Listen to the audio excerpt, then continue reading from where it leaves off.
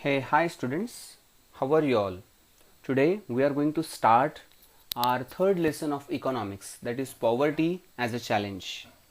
As you know, in front of every nation, this is one of the biggest problem, how to tackle with the poverty, because it's not just like a terrorism by which we can see in front of us and we can just pick up them and we can just kill them. It's not like that.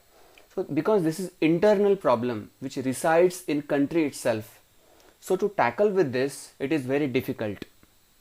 And sometimes means if you want to grow up, if you want your country to grow up, then you must tackle with this problem.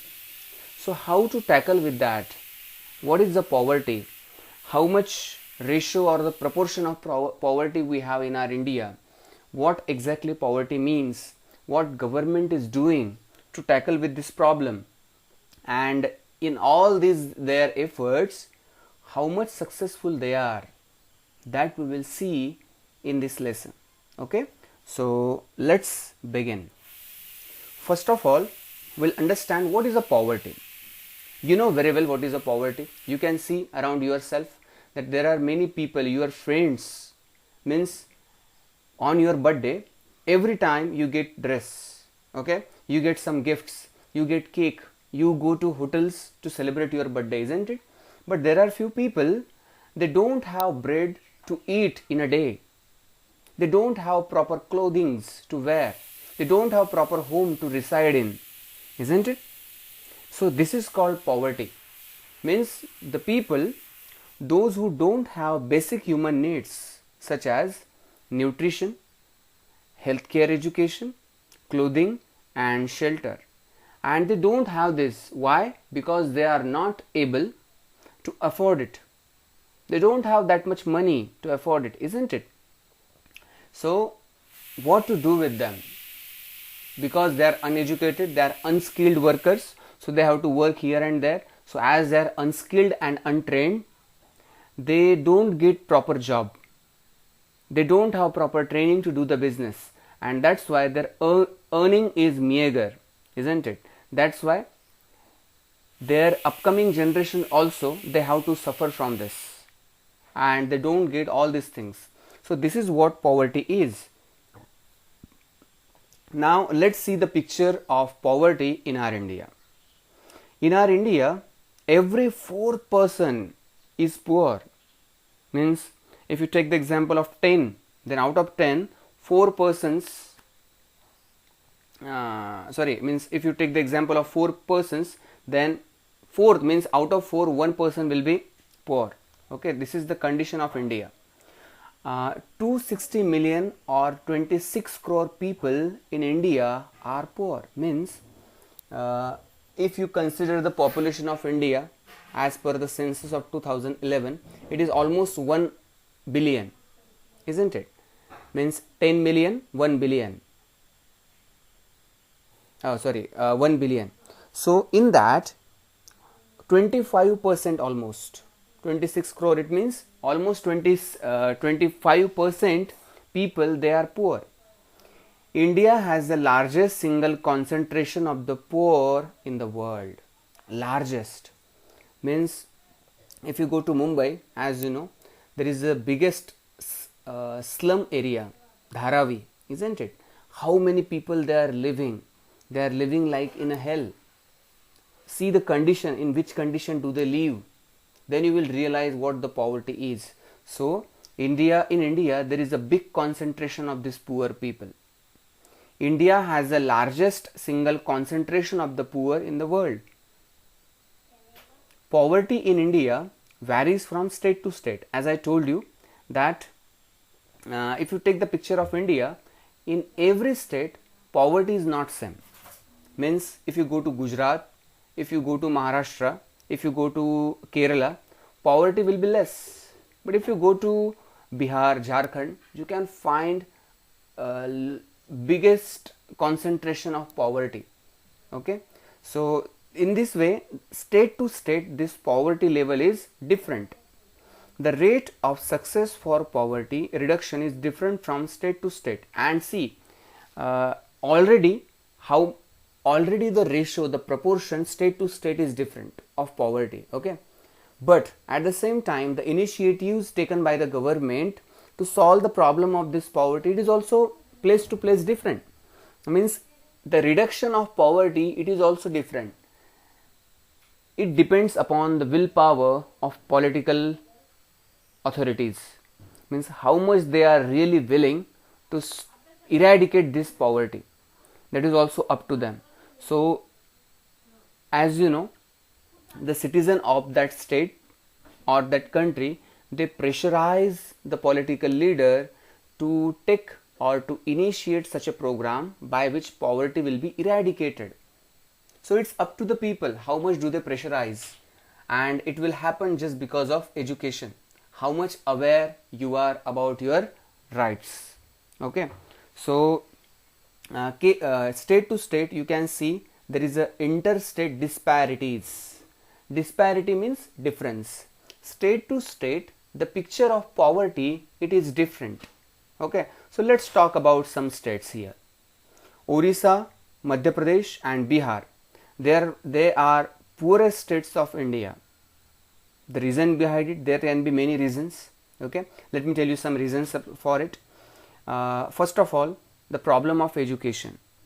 Okay, then second, in Orissa, means the basic facilities not reach there, all the government programs they not reach there. Okay, and these people maximum they are agriculture or business oriented. Okay, so that's why education doesn't reach there, and that's why these people remain poor. So these states, the most biggest problem is about education. If the people from that state they are educated, first of all they will search for good job, and when they will do the job, their upcoming generation they will also improve. So you have to focus on education. Okay, means at least if you don't get the education, still you will get many ideas, you will be able to understand the ideas of the people, and then you can start your own business also. Okay, then you can see Punjab, Himachal Pradesh and Jammu and Kashmir are the best states when poverty is concerned. So Himachal Pradesh, Punjab, Jammu and Kashmir, these people are not poor. Why? Because as you know, Green Revolution took place in Punjab and Himachal Pradesh, and there is a tourism in Jammu and Kashmir. In Punjab and Himachal Pradesh, we did our Green Revolution. There is a lot of big patches of the farming where the wheat is cultivated. So of course the farmers, they are very rich there. Those are not poor states. So in this way you can see the interstate disparities, how there is a difference of the poverty state to state. Okay, now what are the causes of poverty? The first cause of poverty is British rule. How the British rule? Let's talk about it. When Britishers came to India, the intention of Britishers was to trade. So definitely they wanted that raw material should be imported into Britain, and the refined material, it should be sold in India. Means India should be a market, not producing country. That was their intention. So when there was a demand of Indian clothes in Britain, they cut the hands of our Indian weavers so that this import in their own country, it should be declined. That was their intention. That can be one reason. Second, they have looted a lot. And third thing means they came to India just to absorb it, just take out all the resources from these people, and that's why they were levying many more taxes, lagan, isn't it? So they just drained India completely. There is one book for this written by Will Durant. The name of the book is The Case for India, in which he writes in how much quantity Britishers have looted us. Okay, so the first reason is British rule. Second, rural economy. Means we just focused on urban economy. We didn't focus on rural economy. We didn't pay that much attention to India, rural area of India, we didn't focus on the agriculture. We don't talk about the development of agriculture. Okay, we are just building big malls, okay, big theaters in cities, okay, and there people from agriculture sector, of course, when they don't get any benefit in the farming, they will migrate to the cities in search of jobs. But if these people are given proper education of the agriculture, if they are taught, if they are trained in that, then these farmers, they will stay at their villages and they will do farming very well. But our agriculture sector is not that much trained, and government is also not that much aware or that much keen about it. Okay, so that is, rural economy is not proper in our India.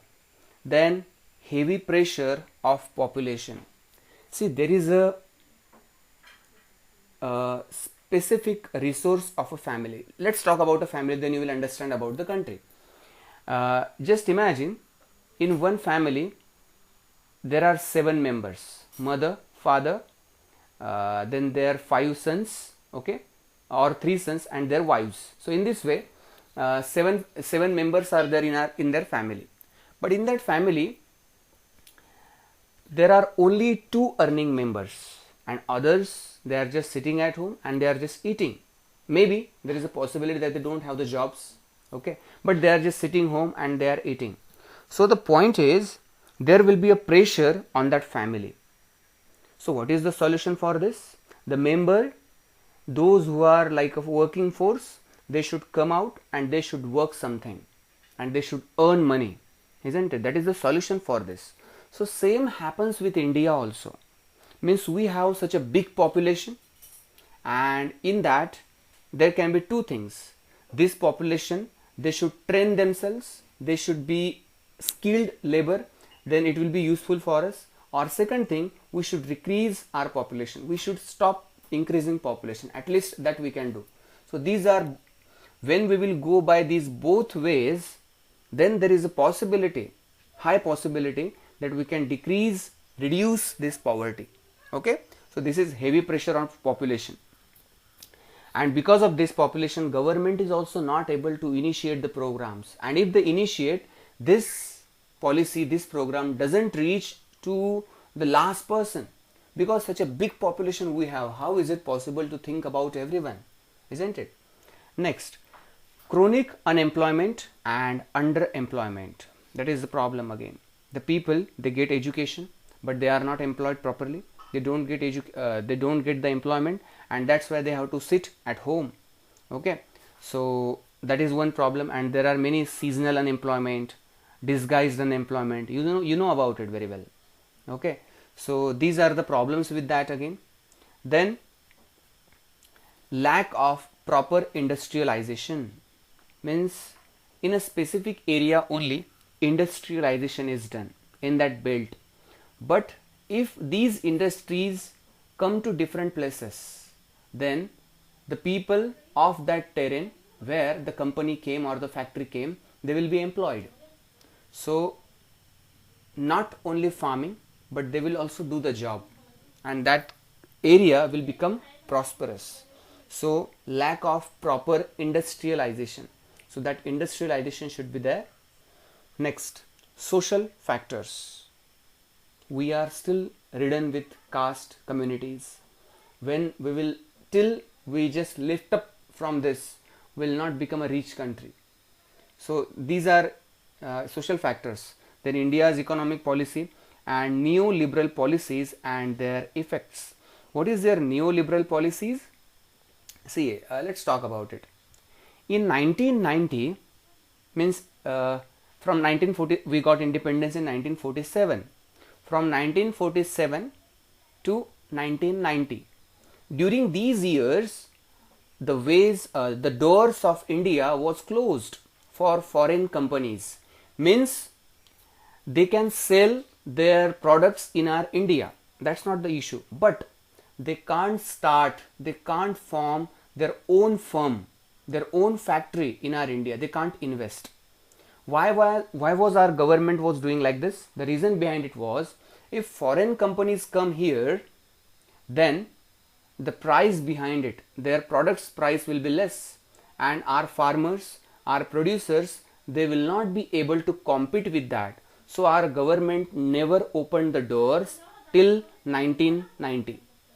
But after 1990, the government thought that the door should be opened. Now our farmers, our producers, our businessmen, they should compete with other companies. Only then they will prosper.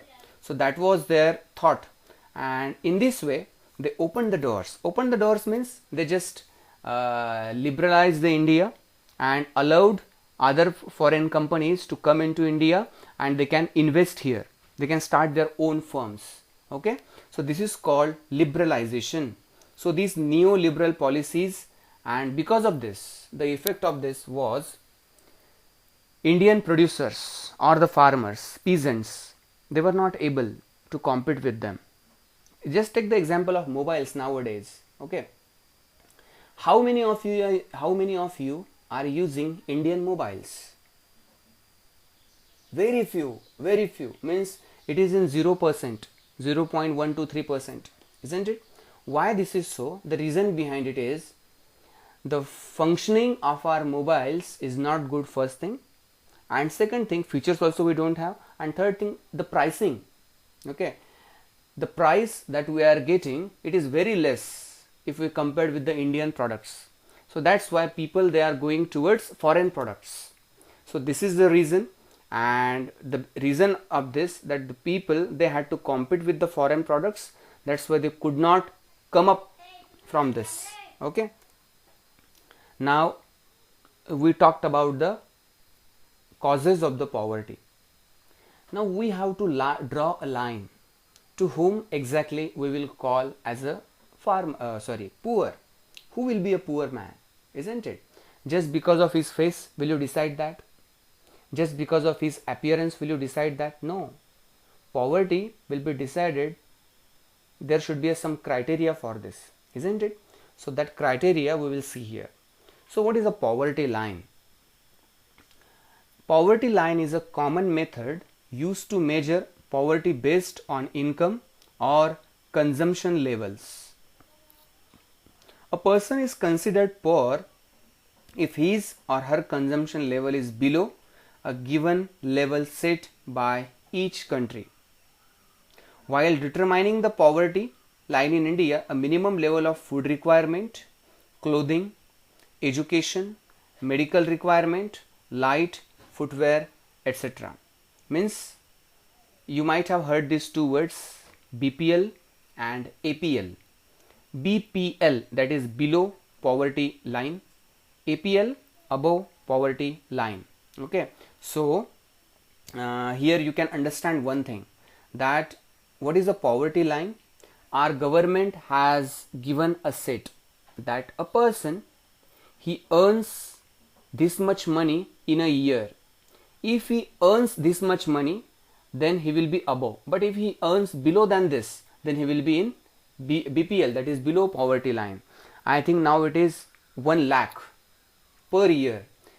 Per year, if you are earning 1 lakh rupees, per year if you are earning more than 1 lakh rupees, then you will be APL, above poverty line. But if you are earning less than that, then it will be below poverty line. So there should be a set, a specific set, and when these people, they apply for any government jobs or all these things, they ask for their non-creamy this certificate or their income certificate, how much you are earning. So at that time they have to submit this data, okay, that how much you are earning in a year.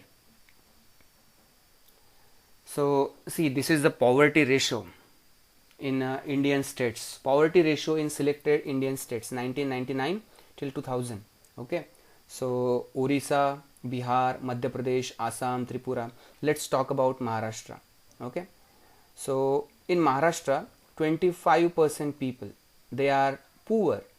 Here in Jammu and Kashmir you can say only 3.5% people, they are poor, compared with, means if we consider as 100%, out of them these many percent people, they are poor. So you can see Orissa is the poorest state in our India. Second is Bihar, third is Madhya Pradesh, Okay, and if we start from here, Jammu and Kashmir is the richest, second Punjab, Himachal Pradesh, Delhi, Haryana. Okay, so here you can see average ratio. This is the India's ratio. This column you can see all India 26.1%. Okay, so Maharashtra is near about this. Okay, chalo fine. So this was all about the poverty. Now poverty ratio, number of poor in millions, you can see the numbers here, and poverty ratio. So this is all about the poverty. Now what threats do we have? Which are the problem with this poverty? How can we solve for this, and what government is doing for it? That we will see in our next lecture. Till then, thank you so much. Have a nice day.